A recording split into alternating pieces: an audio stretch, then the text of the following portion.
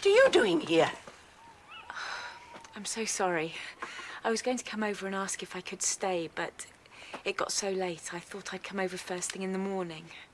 Sorry. No, I'm very glad you're here. It really doesn't matter at all. I was just in the garden and I thought I saw a light. Well, that must have been my torch. And then I thought I heard a cry. Really? Let me come and make you a hot drink or something to help you sleep. Oh, no, honestly, it's really very kind of you, but I'm so tired already. I'll go straight to sleep. Good night. Night, then. Did you see anyone here earlier? No. No one at all. Why? No reason. It must be the trees in the darkness. It's never this dark in London. You mustn't worry, you know. I mean, I'm only a short distance away. Remember that. Sweet dreams, my dear.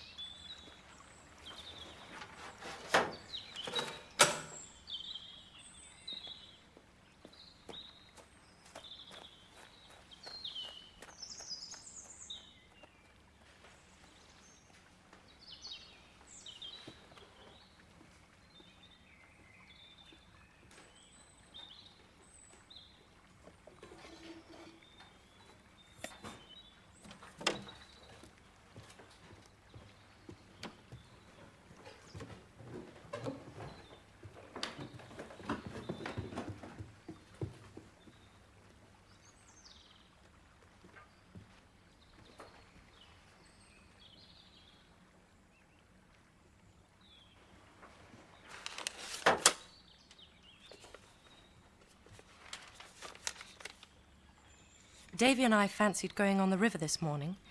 We thought you might like to come. We're at 57 Norwich Street, leaving about 10. Hope to see you. Yours, Sophie Tilling.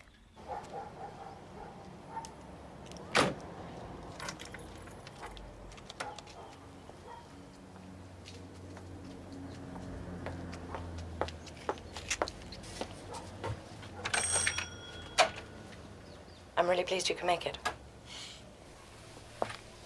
Davy's gone out for some booze. I hope we didn't drag you away from anything important. It's just that it's such a gorgeous day.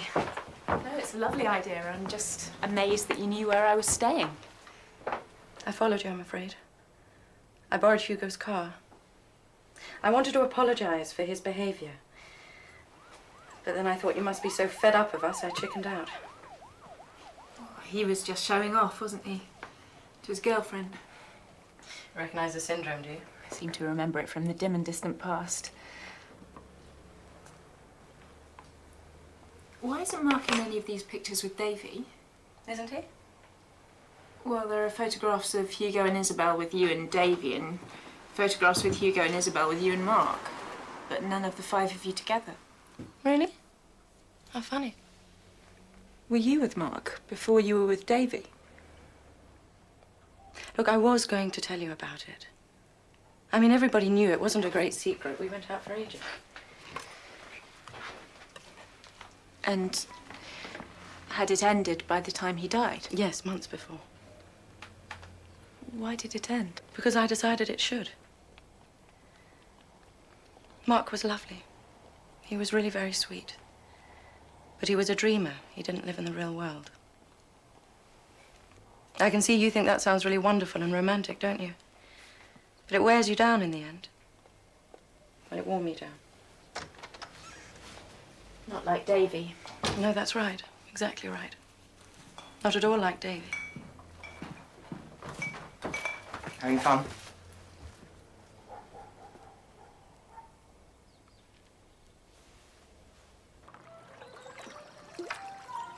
So, you don't have a boyfriend? What about ordinary friends? Your private detectives have friends. I mean, how does anyone trust you, Cordelia? I haven't always been a detective. It's a funny thing to do with your life, though. Prying into other people's problems. Picking at the scabs. I mean, we've all got horrible pussy bits hidden away that we don't want anyone seeing, haven't we? Don't you think it's a bit odd, earning money from other people's misery? Perhaps I do. Perhaps I'm deeply envious of your lives, but what can I do about it? So what are you thinking? I was wondering why you really invited me here. Perhaps we're going to drown you. I think you wanted to get me on your side. Why would we want that? Because you've got something to hide? There's nothing to hide. Mark's death was perfectly simple. He just wanted out. He dropped out of university, and he dropped out of life. That's it. I don't think he dropped out. I think he dropped in. He had a beautiful place to live. He had a gorgeous garden that he loved. He was in control for the first time. He had everything to live for. So what are you hiding from me? You seem to know everything else. Why don't you tell us? Is it to do with your jealousy of Mark? People do kill people from jealousy. You're not suggesting Davy killed Mark. I mean, why would he do that? I dumped Mark for him. Yes, but ex-boyfriends have a way of lingering on, don't they, in the mind, if nothing else? Do you really think I'd stick with Davy if he'd killed Mark? I love Mark. If you really insist on looking for murderers, why don't you work out who stood to gain from Mark's death? What do you mean? Well, who the hell do you think was going to benefit from his legacy? His father was. But he said that he wasn't going to get a penny. He said it would all go to charity. Did he? Well, Mark made it perfectly clear to me that he was giving his father the lot. Mark didn't even like his father. Look, I knew Mark, not you. Mark didn't want the money himself. He wasn't interested in money. And he may have disliked his father, but he respected his work. You know, protecting the environment, saving the planet. Mark loved all that. And if you don't believe a word I'm saying, well, that's your problem, not mine. Speaking personally, Sophie, I've completely gone off the idea of a picnic. I don't know about you. Come on, let's go. We'll take it to Isabelle's tonight. She's always too lazy to provide food. I've driven all the way back to London and spent half an hour trying to find a meter. Goodness knows how long queuing at the Public Records Office. I'm terribly sorry, miss. The computers are down. Thank heavens you're back. I've been so worried about you. Well, you shouldn't have been. You have absolutely no reason to worry about me. Why don't you get a mobile, and then we could keep in touch? Not at the moment, thank you. We could both have one. I dare say you think we should have a new computer and start surfing the internet, or have a state-of-the-art alarm system too, probably. I'll get you a coffee. What were you doing at the Public Records Office? I was trying to find a copy of Mark Calendar's birth certificate. I really need to find his mother's maiden name. Why? Because then I can trace his maternal grandfather's will. I want to check the conditions of his legacy to Mark. Could you possibly do that for me? I know it's not your job or anything, but maybe we should reconsider your job description. A bit more of the personal assistant and a bit less of the secretary. Well, I thought you'd be pleased. Well, of course I'm pleased you have so much confidence in me.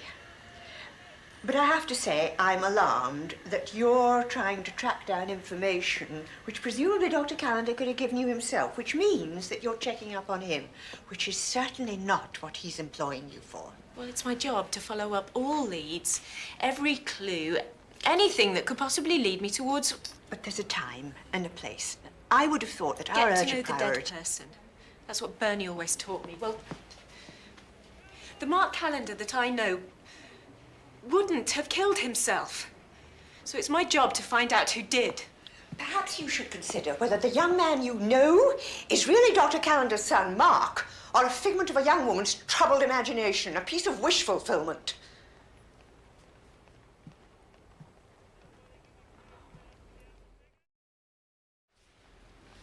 I'm sorry. Have I gone too far?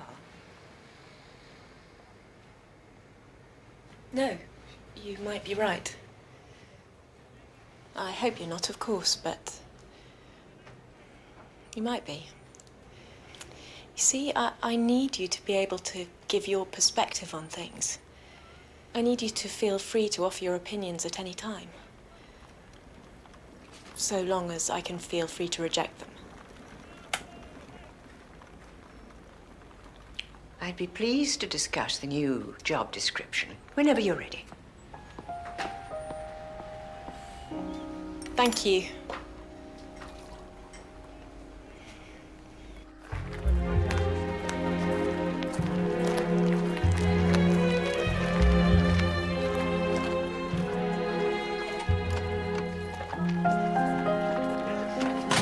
Do you mind if I bought you a drink? No.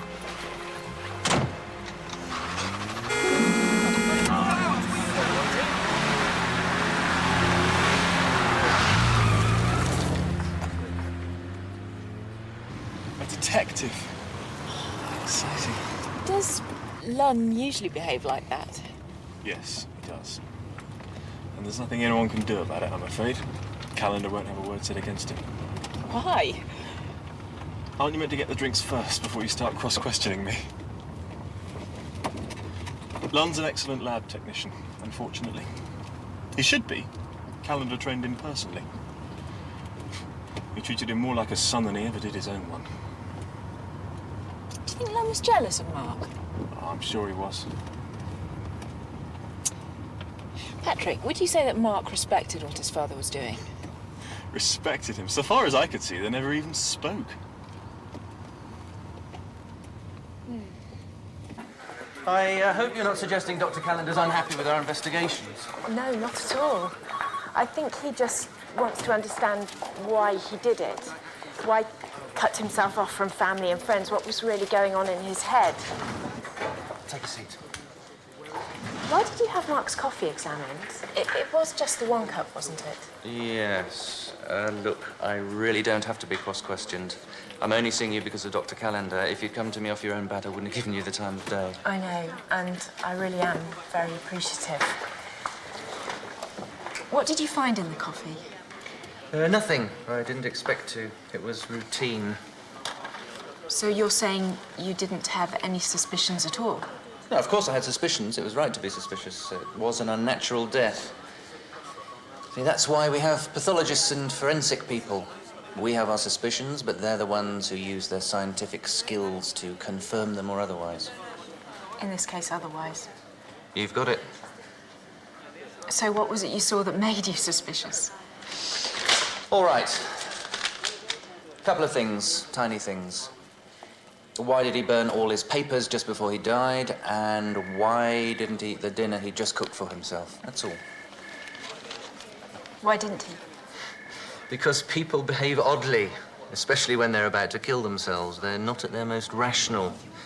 Now, look, if you don't mind, I'm rather busy. Could you just tell me what the pathologist said was the cause of death? Asphyxia due to strangulation. Here.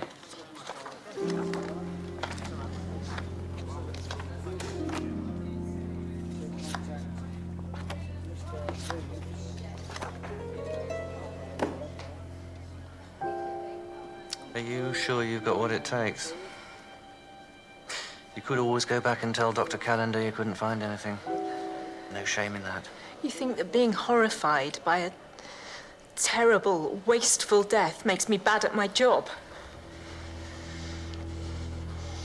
I'd like to have a look at the belt, please.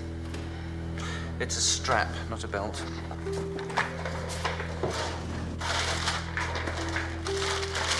He used to wear it wound 2 or 3 times around his waist.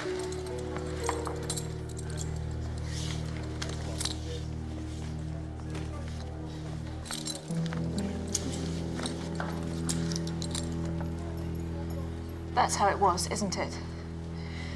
With the other end tied around the hook about half a metre above his head. How did he get his neck through the noose when it was so high up? With difficulty, but these things happen. I'd like to take this, and I'd also like a copy of the suicide note, if that's all right. You have to sign for them. Sure, I can manage that. And it is great to do that thing that ends all other deeds, which shackles accident and bolts up change, which sleeps. By the way, it looks like he was with a woman sometime on the day he died. The pathologist found a trace of red lipstick on his upper lip. Purple red, a thin line. Girl trouble, wouldn't you say?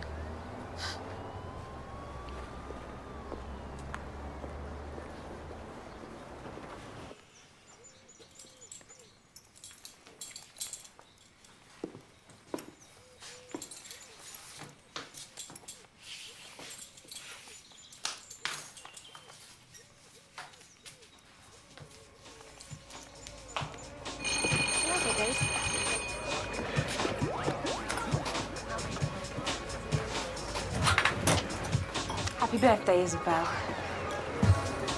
Aren't you going to let me in?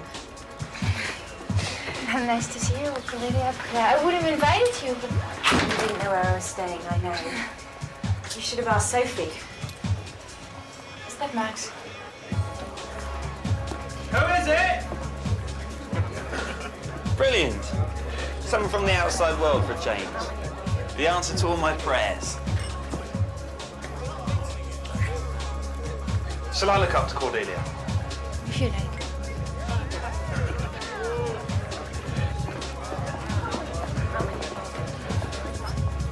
Look, I'm sorry I was rude yesterday. It's all Isabelle's fault. She brings out my protective instinct. She's like a helpless child, not a grown-up like you. Can we be friends? Of course. I hope you mean that. Can I go in?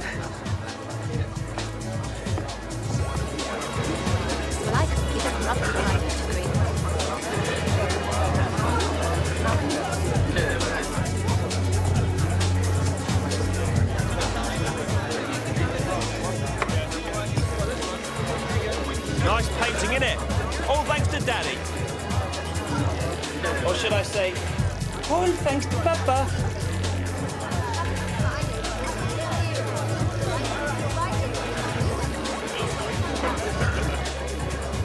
That's a Renoir. Only a drawing. Papa keeps the paintings at home. She knows about art then, does she? Oh, yes. She knows an expensive object when she sees one. Can I have a drink? Of course. What would you like? Red or white? White, I'm afraid you're right. Don't go away.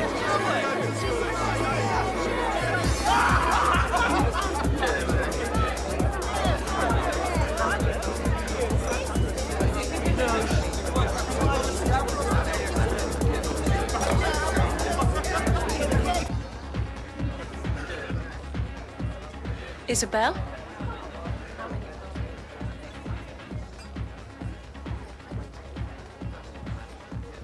Isabelle?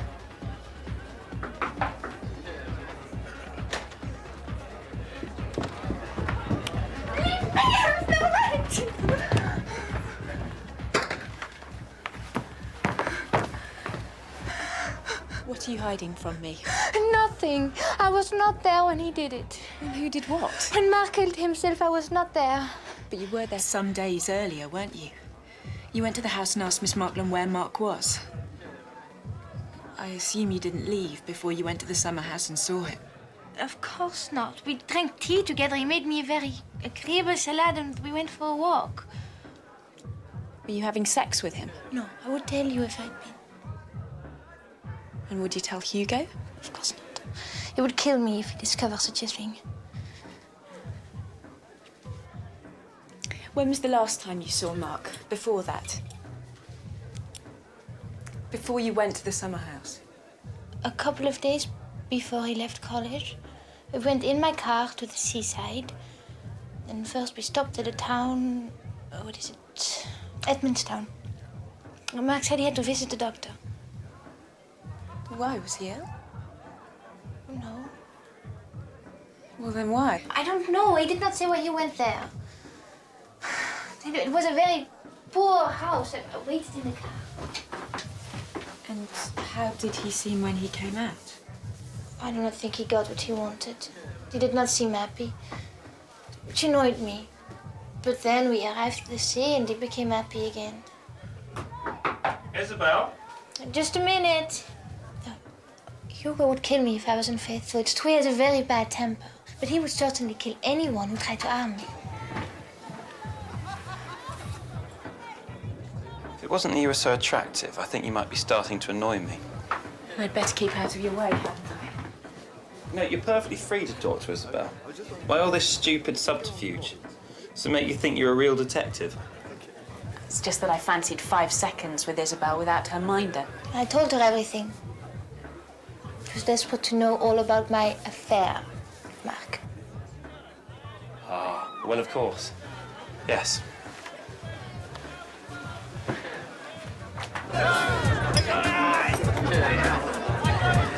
You're really not going to let me out of your sight, then? Look, I know you won't believe me, but I only came to fetch you because Mark's tutor's arrived. I don't believe you. So you don't want to meet him? Fine.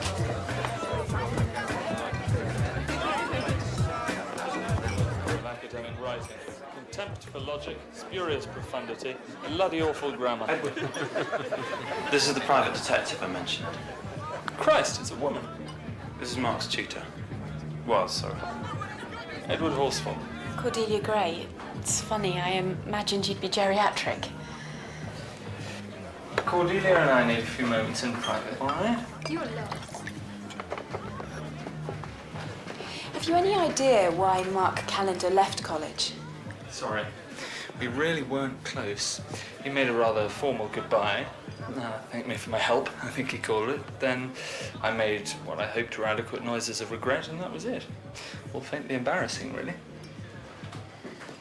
And do you think he was the sort of person who would kill himself? You mean you don't think he did? I gather you believe he was murdered. Well, let me put your mind at rest. No one would have killed Mark. Who would have bothered? He simply wasn't interesting enough to provoke that sort of dislike. Have I shocked you? Surely that is a bit out of order. You did hardly know him, you've just said. What about his father? He thought he was a write-off. Yes, unfortunately, Callender was dining in hall at High Table the night Mark died. I was there. He was sitting right opposite me, so I think you can discount him. As a matter of fact, Mark phoned during the meal. Really? Do you know what he said? How should I know? Callender isn't exactly renowned for his small talk. One of the college porters, Benskin, came in and gave him the message. He went off to take the call, but he was only gone 5 minutes? And Do you want me to take you to see Benskin? I'm trying to do you a favour, Cordelia. I know where he'll be. Come on. thank you. Don't mind me. Picked up one moment, thrown aside the next.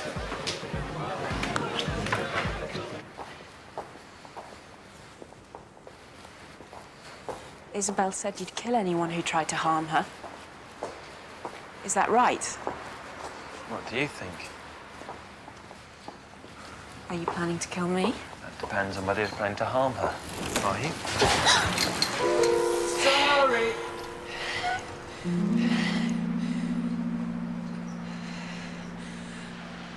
How close were Mark and Isabelle? They were very close, weren't they? Bloody Mark. Do we always have to talk about him? Why not? I thought you liked him. Me? I think you must be confusing me with my sister. I see, so you disliked him. Why? Because he kidded himself. He liked Isabelle because she's sexy. He fancied her. Fine, a lot of men do. But Mark was such a bloody wimp. He had to make out he loved her. He couldn't sort out the difference between love and straightforward lust.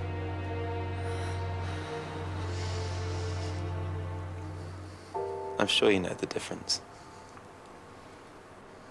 I think that's perhaps why I like you so much.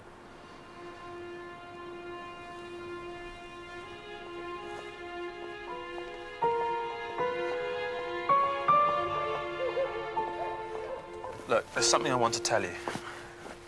About Mark? Yeah. I saw him about 6 weeks ago talking with his nanny, Nanny Pilgrim. Sophie saw her wreath at the funeral, remember? Of course. Why are you telling me all this now? I really like you, Cordelia. In fact, it rather worries me how much I like you. Things are quite complicated enough already.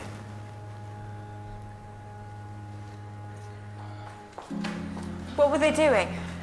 They were walking together over there, talking very intensely. Did you hear what they said? Sorry, and he didn't tell me afterwards either. 6 weeks ago. That's just before Mark left university. Well, exactly. I was mistaken, miss. I thought it was Dr. Calendar's son who phoned me on the night he died. But apparently it wasn't after all. How do you mean, apparently? I'm afraid my hearing isn't what it was, miss. But the gentleman at the end of the line, I thought, said his son. He said Chris Lunn. Lunn? It was Lunn who rang Dr. Calendar. Yes, miss. Dr. Calendar told me so himself. When did he tell you? A few days after his son died, miss. Anyway, I happened to mention the telephone call. And he told me then that I was mistaken. And did you believe him? I beg your pardon, miss. Did you really believe that you misheard the name? Are you trying to suggest that Dr. Calendar didn't know who telephoned him? Or are you suggesting that he deliberately lied to me? Miss Gray is simply trying to find out all she can about the night Mark Calendar died. As Dr. Calendar is employing Miss Gray, I suggest the best thing is to ask him whether he was lying.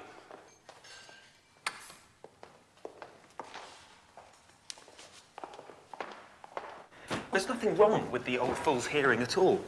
He heard the voice on the phone. It was obviously Mark's, which means Calendar did lie to Benskin. Why would he do that? Because he's involved in his death in some way, I presume. Not necessarily. I mean, even if you're right and he did think that Mark was a total write-off... There's no if about it. I saw them together. It was embarrassing even being in the same room as them, believe me. Yes, but that doesn't give him a reason to kill him. Why are you so keen to convince me that he did? Is it because you went to the summer house to have it out with Mark because you couldn't bear what was going on between him and Isabelle? Oh, I see. And then I just lost my temper and killed him. Great.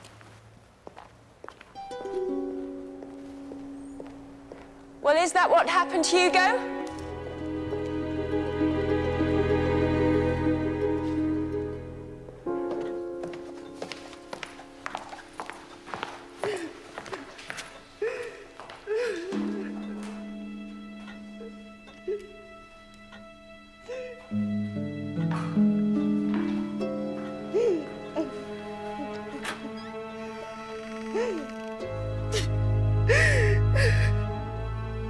Why did you have to start all this in the first place? Why couldn't you leave it alone? Oh, can't you stop it now, please?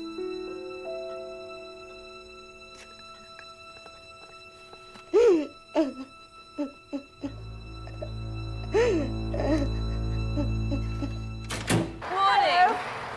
I'm glad you said I come. I think it's vital that we liaise regularly, don't you? Passengers for the next train. It's a very smart bag. Oh, I thought a personal assistant needs something more impressive than a shopping basket. Mark Callender's birth certificate, as you requested. Thank you. He was born on St. Mark's Day, you see. How do you know that? 25th of April was my late husband Tom's birthday. I see. And did you manage to find Mark's grandfather's will? No, I'm afraid not. The birth certificate was no help. His mother's maiden name was Jones, you see. And I didn't know where or when his grandfather had died, or even what his full name was. So, without more information, it's like looking for a needle in a haystack. All the more reason to find Nanny Pilbeam, then. She's the only lead. Lavender Cottage, Turner's Lane, Ickleton, about 10 miles from here. After you rang last night, I had a think. And this morning, I rang round all the main Cambridge florists to see who had sold her the wreath. I was banking on the fact that she'd want the best for Mark, not just a bunch of daffs from the local greengrocer. How did you know she still lived in Cambridge? She probably retired years ago. Well, if she was as old as you were led to believe, she wouldn't be up for travelling far to a funeral, would she? I suppose not, no. Another thing. The florist said the card on the wreath said Nanny Pilbeam, but she paid in the name of Goddard. So she must have got married after she stopped being Mark's nanny. You will charge that bag to expenses, won't you, Edith? Oh, I already have, thank you.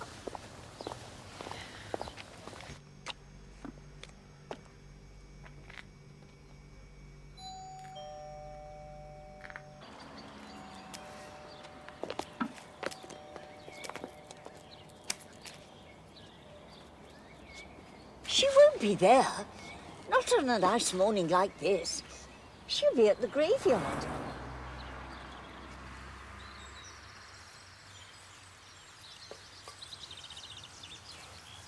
Oh, good morning. Good morning. Is this your husband's grave? I didn't marry him till I was 53, but I still miss him. Just as if we'd been childhood sweethearts. I wanted to thank you for the beautiful wreath you sent to Mark Callender's funeral. Are you his girlfriend, then? No, but I was fond of him. I wasn't really his nanny, you know. Well, just for a bit. I was his mother's, really. How did Evelyn and Dr. Callender meet? Dr. Callender? He was just Ronnie then. Ronnie Callender, the gardener's son. Evelyn's father couldn't bear him, said he was after his money. And was he? Oh, who's to tell? Who's to blame him if he was? There's no harm in looking for money so long as there's kindness there, too. What was her father's name, Mrs. Goddard? Jones. George Lawrence Jones. And what did he do? He was in the wool trade in Bradford. A proper man's job, he used to say, not like Ronnie Callender studying all the time. He wasn't even impressed when Ronnie was given a job as lecturer in Cambridge. He wouldn't have been impressed whatever Ronnie did. But when his daughter became pregnant, were things different then? Oh, yes, he was better then. In fact, he was so pleased, he increased her allowance. I bet Ronnie was delighted. She was the one that was delighted. It meant she could go to Italy more often. She loved Italy, she always had. She and Dr. Callender went there all the time after that. Was Mark born in Italy? Yes, of course. And were you there?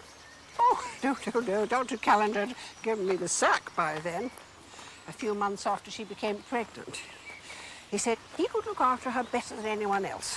Dr. Callender said that? Yeah, it surprised me, too. He wouldn't let anyone near her except the doctor. And then she died. Mark was just 9 months old. It was meningitis. Anybody stronger would have survived it.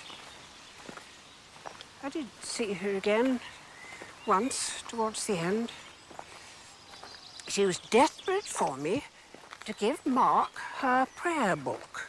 She made me promise, hand on heart, to give it to him on his 21st birthday. And did you give it to him? My husband died about then. I could scarcely get out of bed to feed myself. I could hardly remember a promise I'd made 20 years ago. But you did give it to him eventually, didn't you? Yes, I did. About 6 weeks ago? Yes. I found it while I was clearing out. I'd completely forgotten it. He was so pleased to get the book. He asked me all sorts of questions about his mother, and then he phoned up a few days later to ask the doctor's name. Did you know it? Yes, of course, Dr. Gladwin. Terrible drinker. Did he live in Edmondstown? Edmondstown? I've never heard of Edmondstown. He lived in the middle of Cambridge.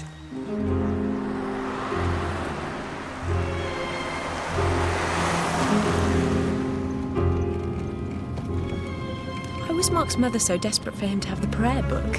I mean, why on his 21st birthday? Maybe it's a Catholic custom. I don't know.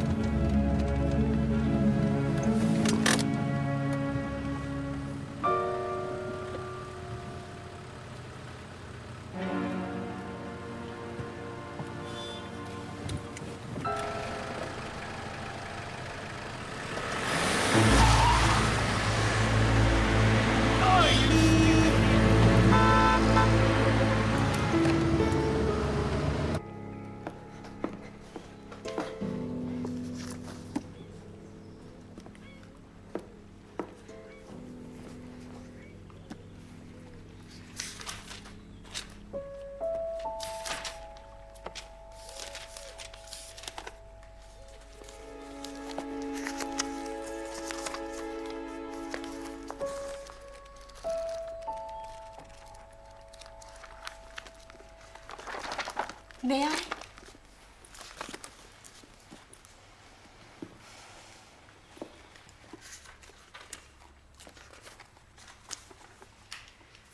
If there was a message, he's removed it.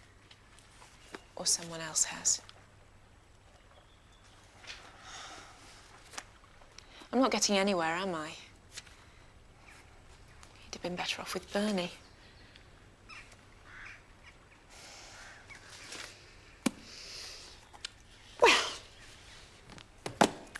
If you'll give me a lift to the station, I'm off to London to find the grandfather's will.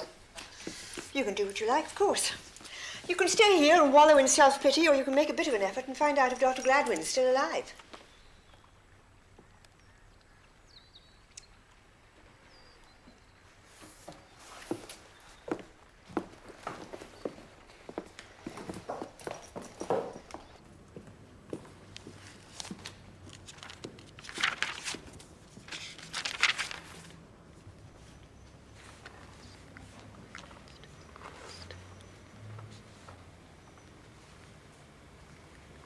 St. Edmunds, not Edmondstown.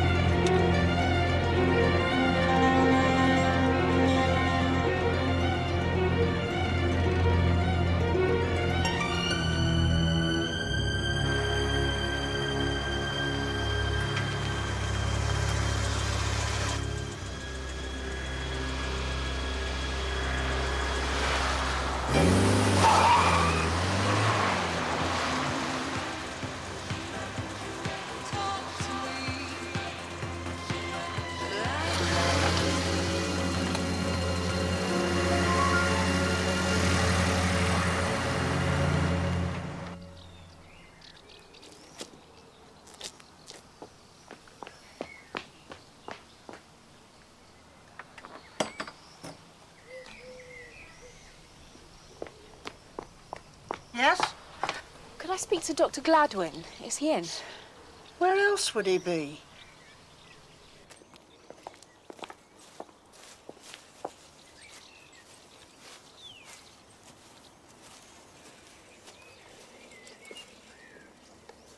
Dr. Gladwin?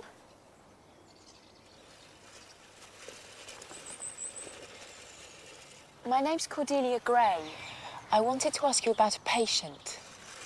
It was a long time ago. Mrs. Evelyn Callender. She was married to Dr. Ronald Callender. Do you remember her? It's all in his head, you see. Every patient he ever saw. It's all in there. Only trouble is, it can't get out because he can't speak anymore. What about medical records? Who did he pass them on to when he retired? Never made any. He was always so proud of his wonderful memory, weren't you, George? Never discussed anything with me, either. Just married me when he needed a nurse. That's all he wanted me for, wasn't it, George? I think he's quite cold. He's always cold. He can't move. It stops the circulation. Well, can I get him something? Oh, I'll get him a blanket, but he'll be cold again in 5 minutes.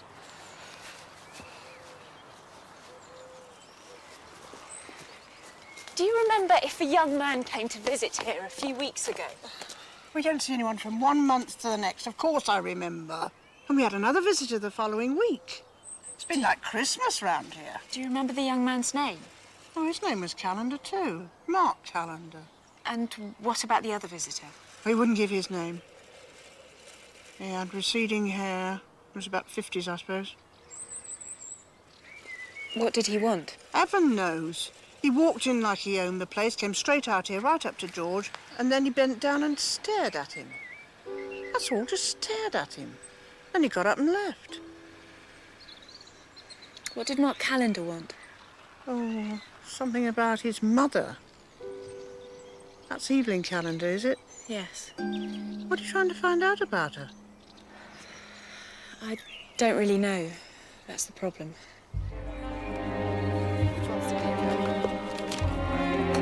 Thanks very much.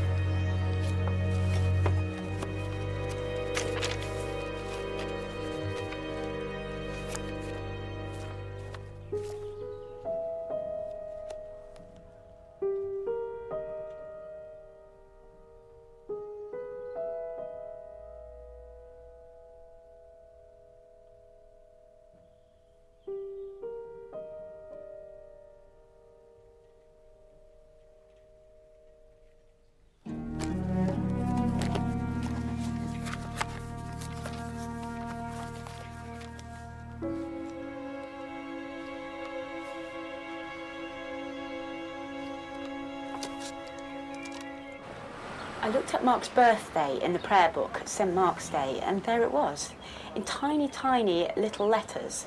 EC, then AA. Well, EC is Mark's mother's initials, Evelyn Callender, and AA is her blood group. Why would she want to tell Mark her blood group? Listen, Mark's blood group was B. Well, I saw it in his diary when we first went to the summer house, and I've just managed to track down Callender's doctor, and his blood group was A. How did you get them to tell you that? One of Bernie's lesson on rules. When you can't find out any other way, lie through your teeth. Lying. Cordelia, what have you been... The point is, a man and a woman who both have blood groups A or AA can't produce a B group child. I've checked it, and it's not possible. So that's what Mark's mother must have been trying to tell him. Mark wasn't Callender's child. Good heavens. How have you got on? Did you manage to find the grandfather's will? Yes. Dr. Callender was telling you the truth. If Mark died, he didn't get a penny. In fact, nobody benefited from his death except a large number of charities. Oh. Oh, so does Mark's mother's message have anything to do with his death at all? Maybe it just disturbed him too much, suddenly hearing from her after all those years. Maybe it just pushed him over the edge.